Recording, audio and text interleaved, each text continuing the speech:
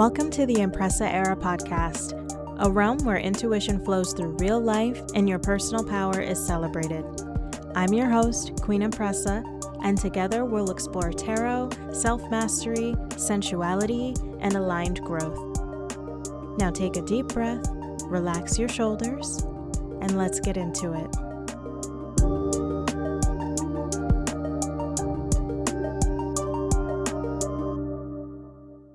Welcome back, my darlings, to the Empressa Era podcast. Today feels like the kind of cosmic moment where the universe stacks several energetic doorways right on top of each other and invites us to walk through them with intention. So this week, I'm talking about the fact that we're moving through International Women's Day, also the shift of daylight savings time, a second Friday the 13th in a row, and we're still dancing through the spirals of Mercury retrograde. If you're someone who practices magic, hoodoo, or simply believes in the power of intention, you know this is a potent series of events. When the sky layers its symbolism like this, it's asking you to slow down, listen, and remember who the hell you are. And as your friendly neighborhood intuitive bestie, I want us to approach this moment in the most Empress-coded way possible. Grounded in wisdom, rooted in ancestral knowing, and seasoned with a little bit of spice. And before we get into it all, I want to remind you that tickets are on sale now for the Tarot and Tea event that I'm hosting on Sunday, June 7th at the Silver Fountain Inn and Tea Parlor in Dover, New Hampshire. It's from 12 to 3 p.m., and your ticket includes a pre-recorded 10-minute video reading to help set your intentions for the second half of the year. And during the event, you'll enjoy lots of tea and Regency-styled luncheon with treats galore. So put on your best Regency-era wear like Bridgerton, and we'll get to know each other. And I'll also be teaching about tarot and some tea rituals while we're there. So go ahead to the link in my bio to grab your ticket, or you can also find the link in the show notes. Now, International Women's Day carries such an energy that goes far beyond all of the corporate posts or the pink and red graphics that we see online. The roots of this day stretch back to the early 20th century when women across the world organized for fair wages, voting rights, and dignity in labor. And for those of us walking spiritual paths, this day also holds something deeper. It's a moment to recognize the lineage of women who carried medicine, intuition, midwifery, herbalism, and spiritual leadership long before those roles were respected or even safe to claim. Many of our ancestors practiced forms of magic, folk medicine, and spiritual guidance quietly because survival depended on it. And they didn't have all the fancy tools we have today, they didn't have all of the crystals and all of the candle holders and everything. They worked with the earth and any other materials they could rummage without getting caught. So when we honor women's history, we're also honoring the witches, the healers, and the intuitive women who kept communities alive with knowledge that modern society is only now beginning to respect again. This is why International Women's Day is actually a powerful spiritual checkpoint. It's a day where we can pause and ask ourselves, what kind of legacy are we building? Are we shrinking ourselves to stay comfortable for others? Or are we stepping fully into the wisdom that lives inside of us from our ancestors? Self-belief is not just a motivational slogan. It is the root of your spiritual practice. I've been trying to tell y'all. When you claim your intuition, your creativity, and your ability to guide your own life, you're participating in a tradition that stretches across generations. So every tarot reader, herbalist, intuitive, healer, spiritual practitioner, anyone else that I forgot who speaks openly today stands on the shoulders of women who had to hide those same gifts. So when I say this podcast is Empress coded, what I really mean is that it's rooted in remembering that power is not something you chase. It is something you embody. Layered right beside that energy is the shift into daylight savings time. Now, I know this might seem like a mundane clock adjustment, and I also understand from some research that it's not even necessary anymore. That may be up for debate, but energetically, it represents something symbolic. We are literally stepping into longer days and more sunlight. And across so many cultures, the increase in daylight has always been connected to renewal, growth, and the gradual awakening of the earth after winter stillness. When the sun begins to linger longer in the sky, it invites us to examine where we've been resting and where we are ready to move again. So, spiritually speaking, this is the moment where seeds begin to stir beneath the soil. They're waking up. And if you have been sitting with ideas, dreams, or plans that felt quiet over the winter months, or you just didn't have the damn energy because honestly, I hear you, this is the time to start gently nurturing those little ideas you had. In magic and spiritual practice, sunlight is also a powerful cleanser and amplifier of energy. So, longer days mean more opportunities to work with solar energy. You can place tarot decks, crystals, journals, or spiritual tools near a window during the morning light to refresh their energy. You can step outside for even 5 minutes and consciously breathe in that sunlight as a grounding practice. Sun energy is often associated with vitality, confidence, and leadership. It is Leo energy. Shout out to all my Leos out there. Love y'all. It's also heart energy and creative fire.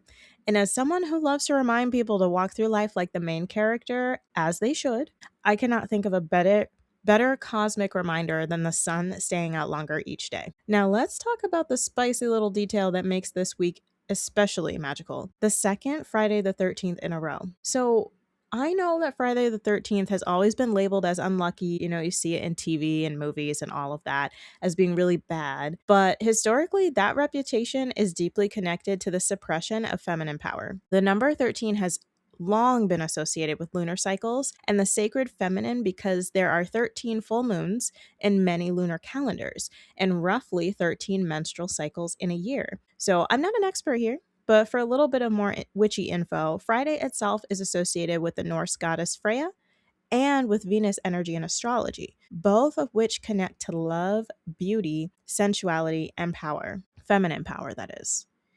Over time, patriarchal narratives reframe those associations as dangerous or ominous, which I think is so dumb, but it transformed what was once sacred into something feared. So, for spiritual practitioners, Friday the 13th can actually be super powerful for reclaiming that energy.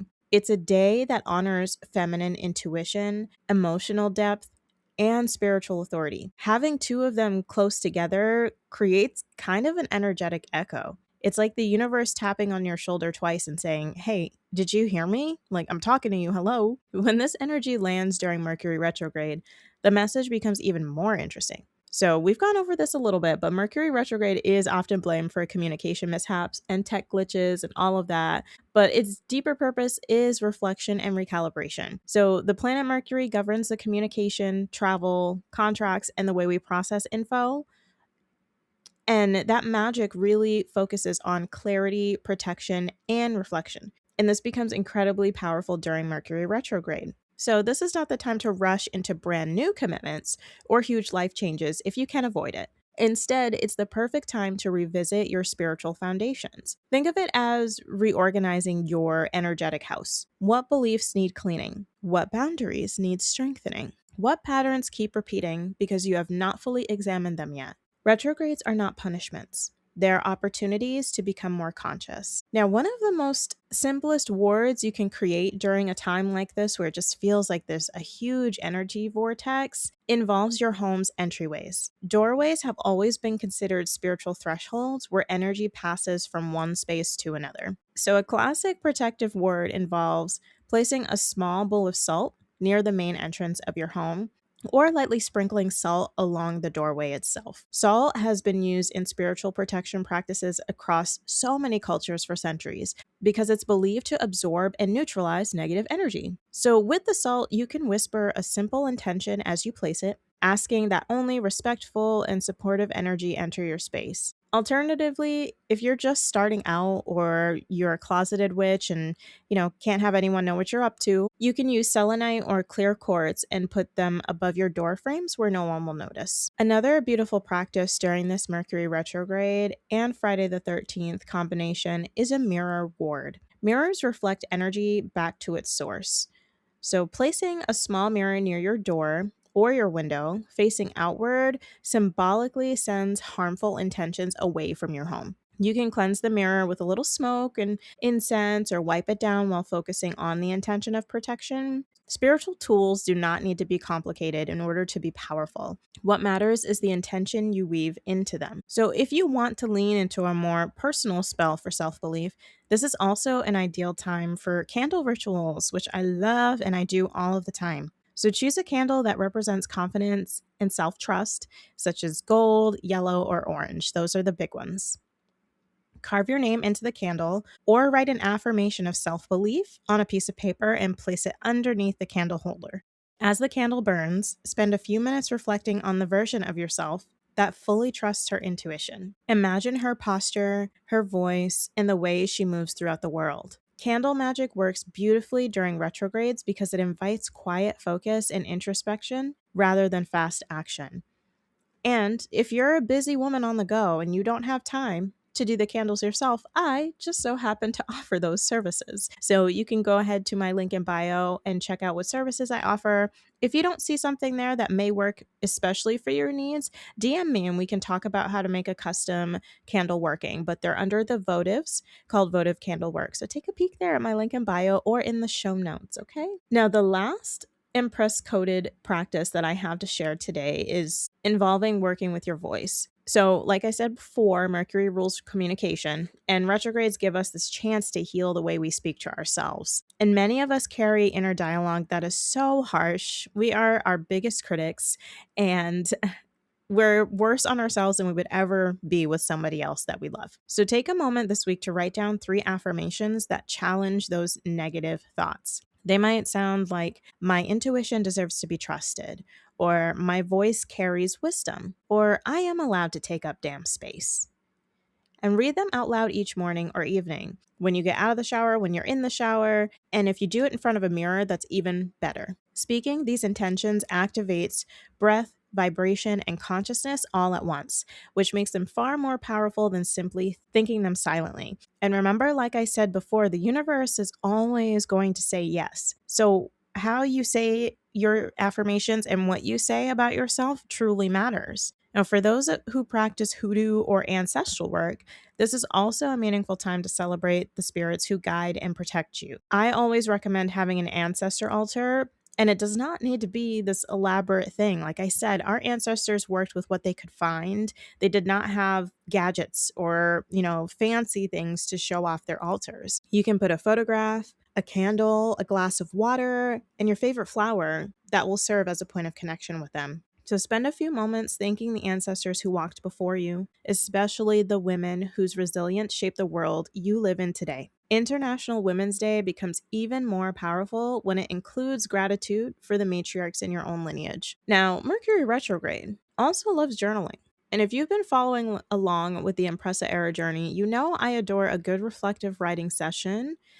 One of the things that I truly love is the artist way. Now, I'm getting back into it because I picked it up once and I put it down. I've had it for about 4 years in my home. And now I believe Dochi was the one that has kind of made it go viral again over the last couple years. And I'm like, it's time to pick this back up again. So during your morning sessions, you can write about the patterns you've noticed in your relationships, your career, or your personal growth over the past year. Ask yourself where you might be repeating old stories about your worth or your capabilities. And if you need materials for journaling, please go on over to bossyscribes.com to get your journaling needs. I swear she has the best stuff. And you can even make custom material. So I'll put her link in the show notes and in my bio as well because she is just amazing to work with. bossyscribes.com. Head over there immediately.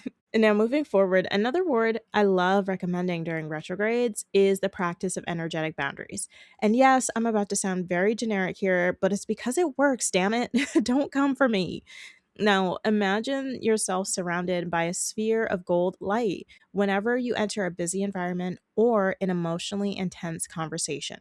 This visualization acts like a spiritual filter. You can still interact with the world around you, but you are less likely to absorb, the emotional chaos of others. Empaths and intuitive people especially benefit from this practice because it helps maintain energetic balance, and you get home feeling less like you're carrying everybody else's shit. So, as we move through this week of layered cosmic symbolism, I want to remind you that magic is never about perfection, it is about relationship with yourself, your ancestors, the rhythms of nature, and with the unseen forces that shape our intuition. International Women's Day reminds us of the strength carried by generations of women. Daylight savings time reminds us that light always returns after the quiet of winter. And Friday the 13th reminds us that feminine wisdom was never truly lost, only hidden. Mercury retrograde reminds us that reflection is often the doorway to growth. So if things feel a little slow or even a little strange right now, don't assume the universe is working against you. Universe is never working against you. Like I said, the universe always wants to say yes.